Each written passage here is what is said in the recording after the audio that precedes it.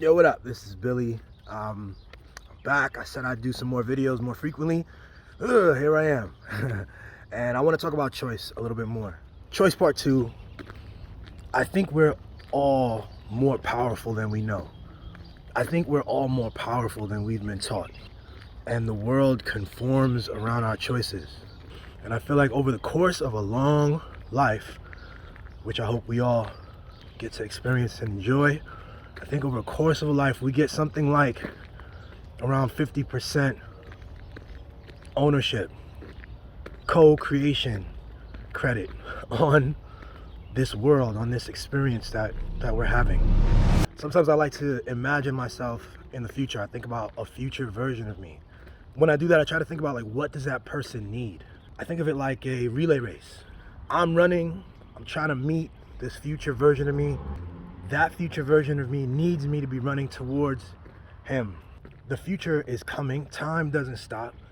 If I don't choose, I'll just be running in a certain direction, or moving, being pushed by the forces of the world in a certain direction. And I'll meet up with a future version of me, but it may not be the one that I want. I can work backwards. I can think about this future version of me and wonder what he would want. What would he look back at and go, bro, thanks for that. Thanks for that. You equipped me with the skills. Bro, you equipped me with the strength. You had experiences that equipped me with lessons. You know, you took on something then that I don't have to do now. Thank you, past Billy, right? And I want to keep doing that. I want to honor the choices in the past and continue to be pushing towards the next version of me. I don't have a choice. The next version of me is coming. Time moves, we change, our circumstances evolve, getting older. It's gonna happen one way or the other. I wanna effect some influence over that change. And I can. I'm tremendously powerful. And I think you are tremendously powerful. And I think it's troublesome sometimes. We aren't taught that. We're taught that we can't influence stuff. We're taught all kinds of limitations. If I recognize my power and actively, intentionally move towards the person I want to be every day, making a choice every day, and another choice and another choice to be this person, it starts to happen. A lot of people think I'm just talking about career probably, but I'm not. I'm talking about everything. I'm talking about, when I look at myself, what relationship do I want with my mom? How can I be a better son? How can I be a better brother? Now I'm trying to think about how to be a better husband. For me, a lot of what depression is, I feel, has to do with me feeling like I don't have control. Has to do with me feeling like things are just happening to me. The world is happening to me, and I am in a kind of a free fall, hoping that things work out, but without much agency. And what's been powerful is to stop and notice that that's not true.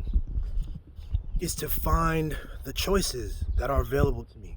It's not like depression goes away or these feelings go away, but for me at least, it puts stuff in a context. Where before, just seconds ago, I'd be feeling completely locked in, completely stuck. And then all of a sudden I have all this freeing choice. But what's nuts is those choices were always there. So what's happening? It's my perception of them that's key. I have to train myself to be discerning and to perceive in a way that gives me freedom and gives me choice. Morning. All right. So it's like, how crazy is it to notice that these stories constrain our choices? Not reality. It's the stories that constrain our choices, that limit our understanding about what's possible in any moment. Whenever we come up against a challenge, whenever we are trying to achieve something, we go, okay, I can do 1, 2, 3 things. What if we actually, instead of 3 things, we have 12 options? What if we have 12 options? What if you go through a lifetime believing that you have 3 options, and then someone else goes through a lifetime believing that they have 12 options in every moment? Because those 3 are still in those 12. So you still get those 3. You also get an additional 9.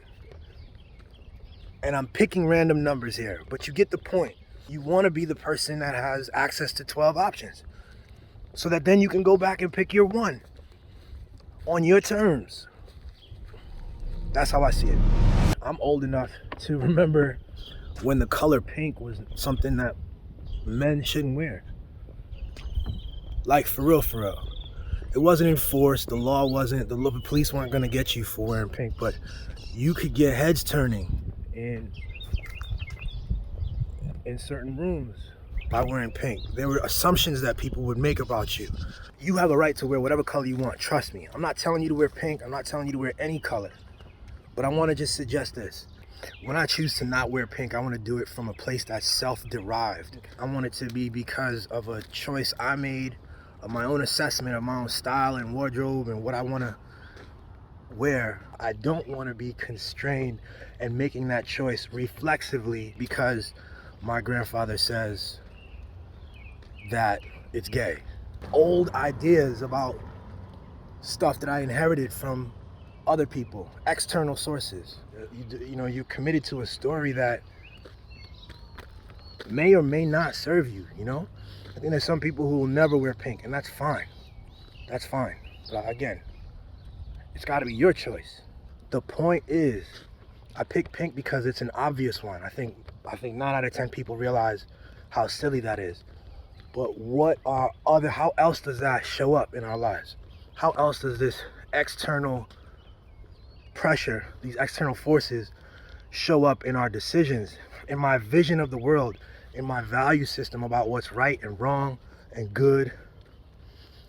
How else have I constrained my color palette? We need to notice the stories and then ask ourselves if they serve us, you know?